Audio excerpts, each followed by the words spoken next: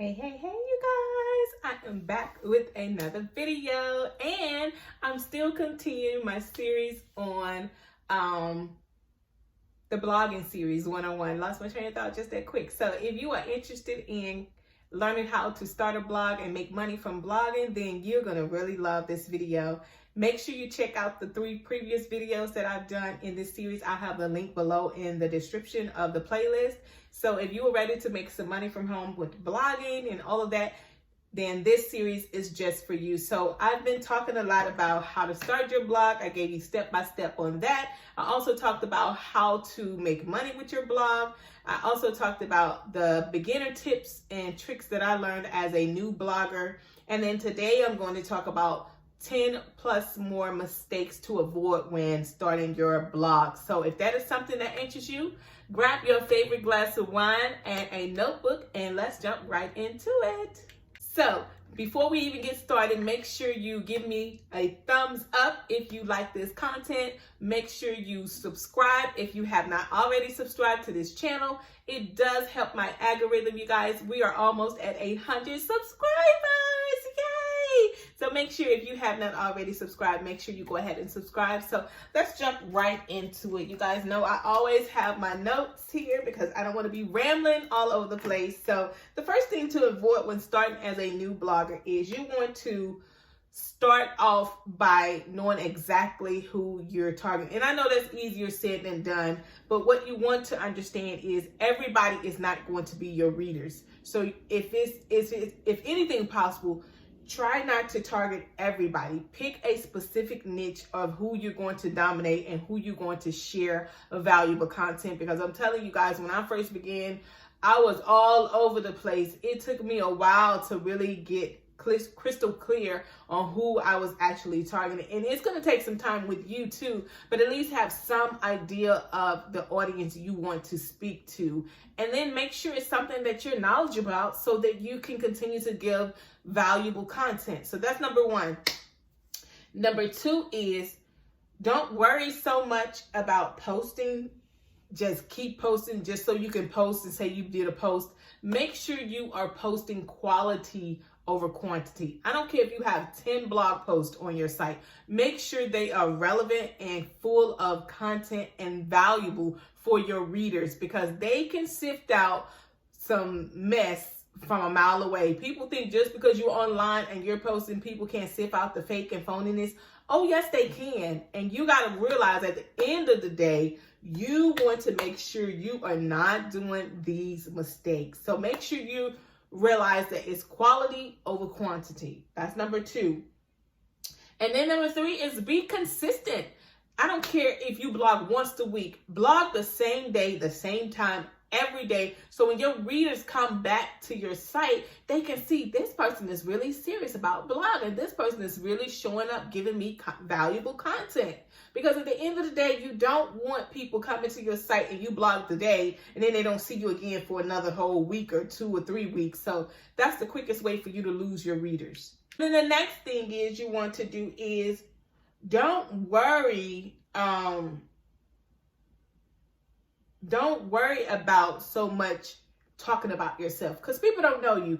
People want to know what can you do for them. They want to know how can you help them? How can you serve them? That's what they're interested in. They're really not necessarily interested in you. Now, years down the road when they get to love, like, and know and trust you, then they may be wondering how you're doing and all of that. But don't come off the bat just talking all about yourself because that'll bore your readers. They want to know what's in it for them. That's like anything. They want to know how can you, the blogger, how can you solve a problem that they have? How can you teach them how to do something? So that's the next one. And then the next one is don't write about stuff that your readers are not interested in. I know I have different audience. I have audience that are ready to make money from home. Then I have a audience that are looking for ways to do side hustles. And then ones that are ready to start their business. And then like my YouTube channel, I have an audience that loves self-care and personal hygiene. I wouldn't send those videos to my audience that are looking to make extra money or looking to make, start their business because that may not be something that they're interested in. But you see where I'm going with this? Don't give your readers something that they are not interested in. You can tell when people come to your site, when they sign up on your different lead magnets and offers, of what they are interested in. And then the next thing you want to do is don't use a free platform. I started off as a free platform and I regret it to this day because I spent all this time writing on this site. And I'll tell you the site, Blogger Spot. I think that I don't even know if it's still around, but I started off on there and I had content on there. And then when I found out that they own my content, like if they decide to go out of business today and tomorrow, all my content that I had been blogging, and I did this for about 2 years. So I had 2 years worth of content that I had to initially move over to my WordPress.org site because that is something that I own. I pay for hosting. That's my baby. The content on my site is of myself. So don't use free platforms. Your readers, for one, won't take you serious. I know you got to start somewhere, but starting with WordPress, the long haul, look, can't even get my words out. The long haul will really save you in the end. And then the next mistake to avoid is don't have a dark, just depressing colors. Look up the different colors. I know for me, I like pinks and yellow because yellow is so inviting. And because I'm so bubbly, I have to get colors that really match my personality and then just more welcoming to you guys. So this is your homework. Look up the different colors when you're trying to pick out a theme or a theme for your blog, because you want it to be welcome. You want people to feel some type of way. What way do you want your readers to leave your site feeling? And I'm sure it's not depressing. So leave those dark colors alone. And then the next one is too much clutter. When you're starting out, I know you want to promote everything. You want to have your affiliate links and all of that, but the clutter-free your site is, the more crisp, clean people can really get a feel for your site. I just started back putting a little bit in my sidebar because here's the thing. I don't want to distract them. I want them to read the content, not be so much focused on all the ads and all of that. That's common. But when you're starting out, you want to really focus on keeping it as crisp and clean, as simple as possible. And then the next thing you want to do is, like I said, don't talk about yourself too much. They don't know you. They're not interested in what's going on in your personal life. And here's another FYI. Leave your personal and business separate. You're not on social media to air your dirty laundry, to tell people about your business. I mean, when I first started, you guys, and y'all know I'd be very transparent.